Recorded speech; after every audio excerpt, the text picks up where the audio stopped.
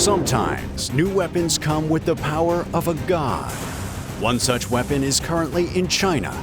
It moves entire islands, tames nuclear power, and threatens to put the United States in second place once and for all.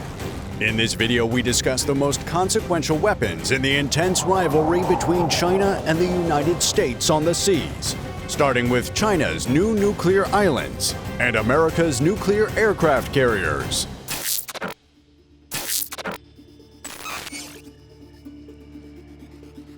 Over the last century, it has been no debate.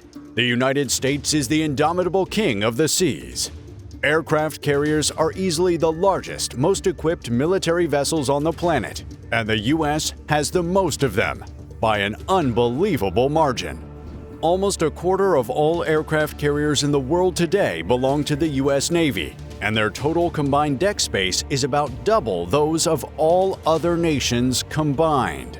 To rival the U.S. on the seas, it will take something special.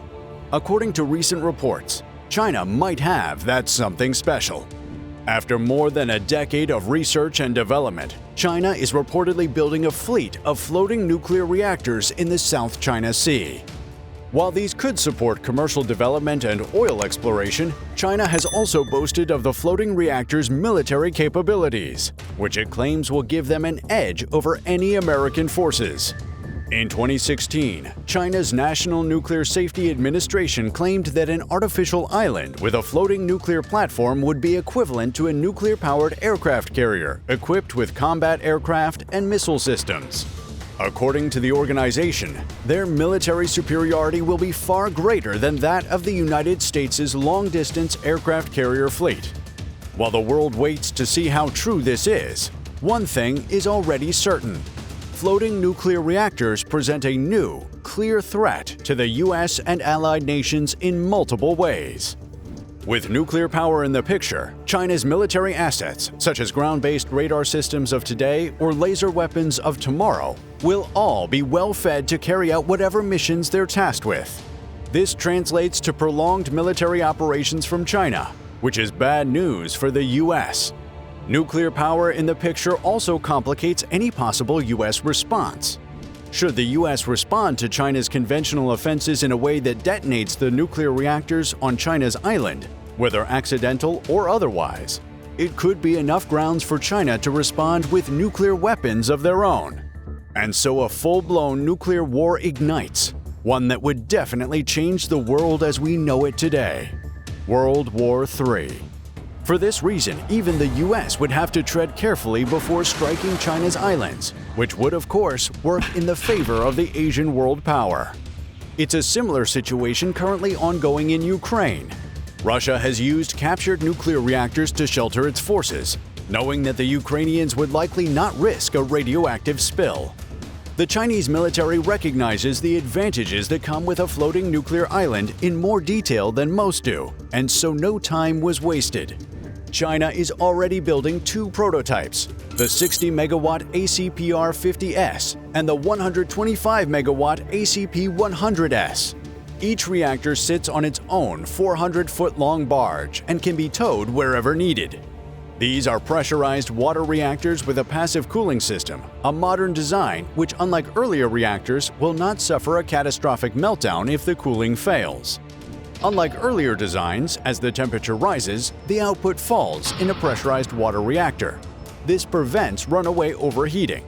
Passive cooling, which works even if power is lost, removes heat from the reactor core when the system goes down and makes serious accidents even less likely. All of this weapon buildup by China can be tied to China's claim on the South China Sea. China claims 90% of the South China Sea. Despite international discussions and verdicts that disagree with this, China acts like the owner of 90% of the South China Sea. So, foreign non-Chinese vessels are considered trespassers and are treated as such. Harassment, interceptions, close calls, and even direct laser scorching have become regular.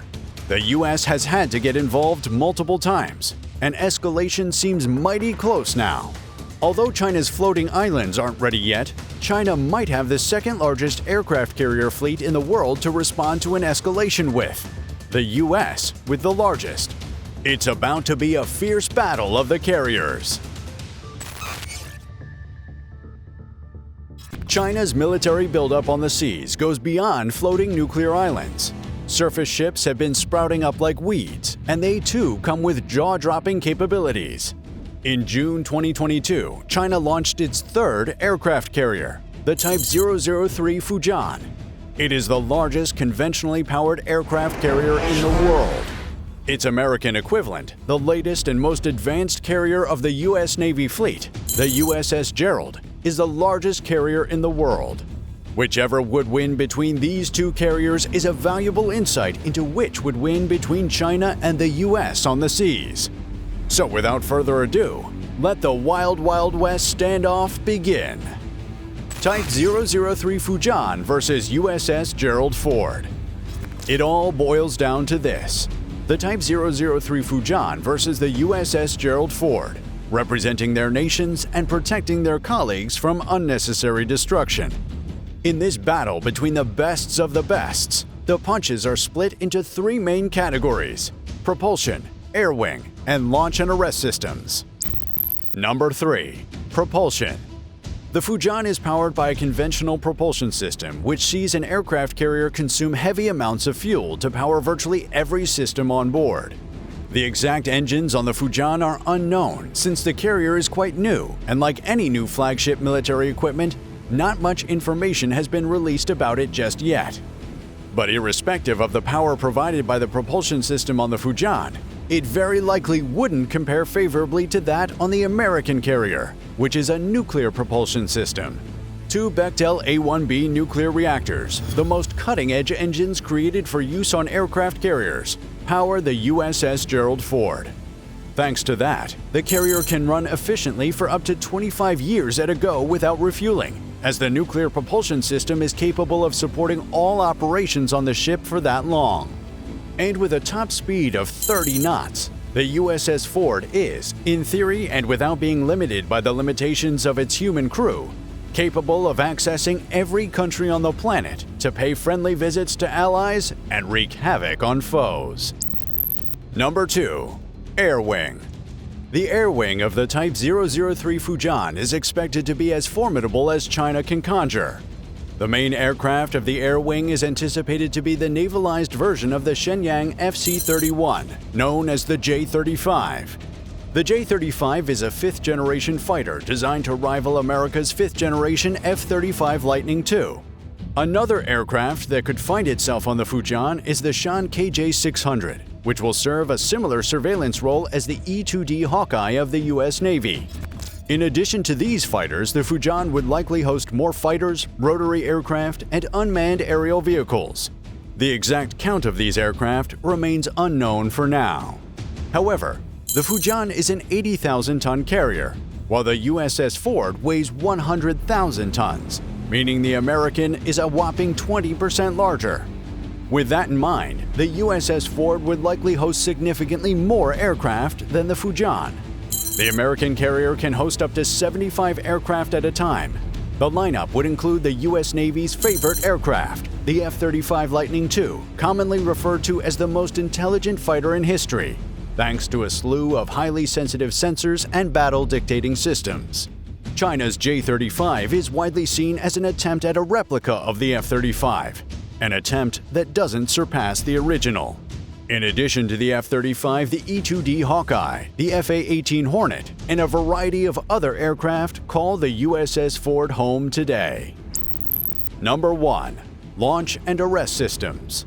The Fujian puts China on a list of only 3 nations to wield electromagnetic launch systems, next to France and the US. An electromagnetic launch system is a massive advancement over steam-powered launch systems and the ski ramps found on the previous Chinese carriers. With an electromagnetic launch system, an aircraft carrier is able to catapult the widest range of manned and unmanned aircraft in a short distance without causing damage to them. The Fujian has 3 of such systems, while the USS Ford has 4.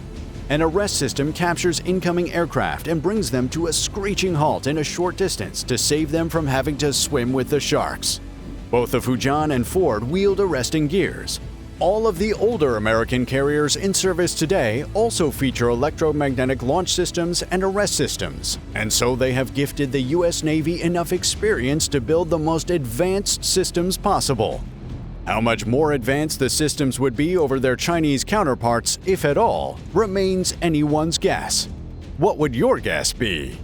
It's the time of the century again when a sunrise, a sunset, silence, or some other subtle thing makes the world more beautiful. Because should the US and China unleash the weapons in their arsenals, from aircraft carriers to floating nuclear islands, the beauties could quickly vanish and the world will be on fire, literally. To prevent this doomsday scenario, China and the US ask that you give this video a like and subscribe to this channel. Then maybe they'll make peace. Just maybe. So do that now, for the world you live in. Thanks for watching.